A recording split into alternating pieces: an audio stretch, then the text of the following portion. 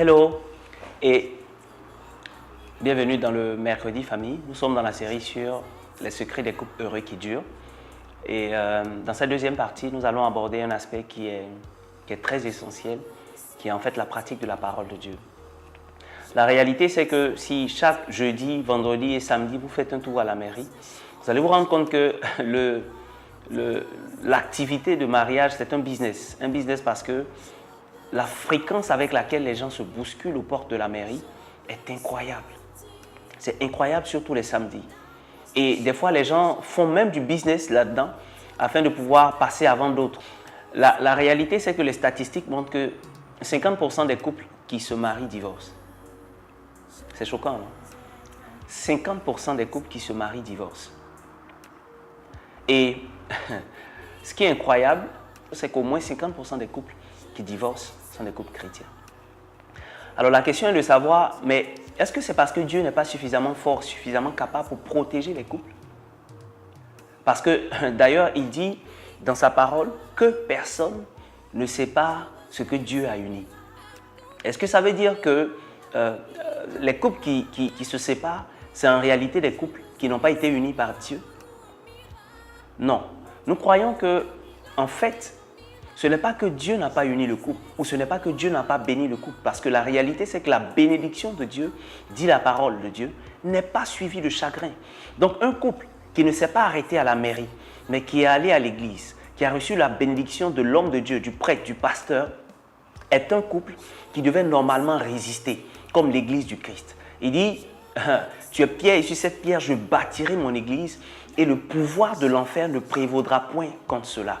Donc, lorsqu'un homme de Dieu bénit un couple, bénit une union, à partir de ce moment, cette union devient comme une représentation ou un prolongement du royaume des cieux ou de l'église que Dieu est en train de bâtir sur la terre. De sorte que un couple ne devrait plus être, n'est-ce pas, ébranlé, ne devrait plus être séparé parce qu'il a été béni. Donc, pourquoi est-ce que 50% au moins des couples qui divorcent sont des couples chrétiens?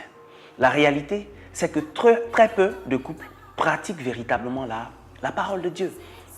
Jésus dit à ses disciples, vous êtes heureux si vous connaissez ces choses, pourvu que vous les appliquiez. Et un mal qui tue justement cette génération, ou un mal qui tue les couples, c'est le fait de ne pas pouvoir appliquer la parole de Dieu. C'est le fait qu'un homme se croit suffisamment fort, fier, afin de ne pas pouvoir, n'est-ce pas, se soumettre à l'autorité de la parole.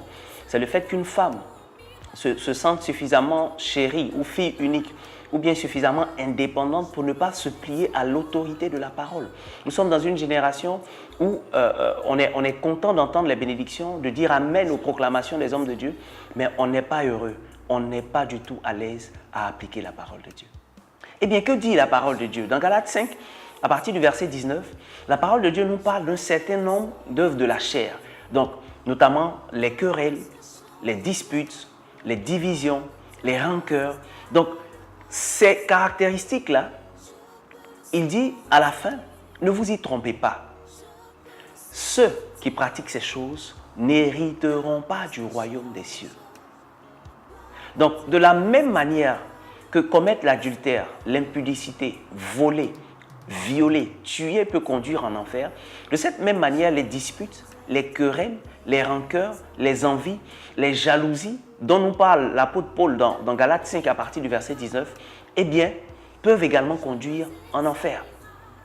Et le premier enfer auquel ça nous conduit, c'est l'enfer du divorce. C'est l'enfer des conflits conjugaux. Donc, si nous voulons avoir des couples qui sont heureux et qui durent, nous devons appliquer la parole de Dieu. Et appliquer la parole de Dieu exige de nous un effort de pouvoir renoncer à un certain nombre d'œuvres de la chair. Les disputes, il faut les mettre de côté. Les querelles, il faut faire violence sur soi. Déposer la chair à la croix, la laisser être crucifiée à la croix et nous départir entièrement et totalement, n'est-ce pas, de cela. Dans la suite de ce même passage, il nous parle du fruit de l'esprit.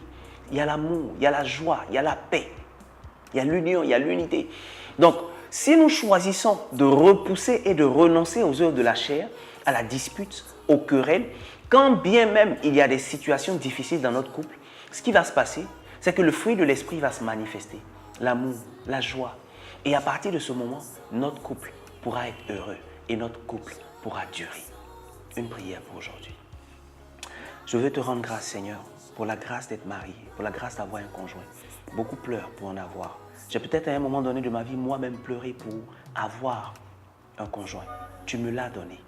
Et ta bénédiction n'est jamais suivie de chagrin. Je veux faire ma part, Seigneur, qui est d'appliquer ta parole, qui est de renoncer aux disputes, aux divisions, aux querelles, aux envies, aux jalousies. Je veux renoncer à la rancœur et je veux accepter ta joie et ta paix. Je veux laisser l'Esprit de Dieu faire son œuvre en moi.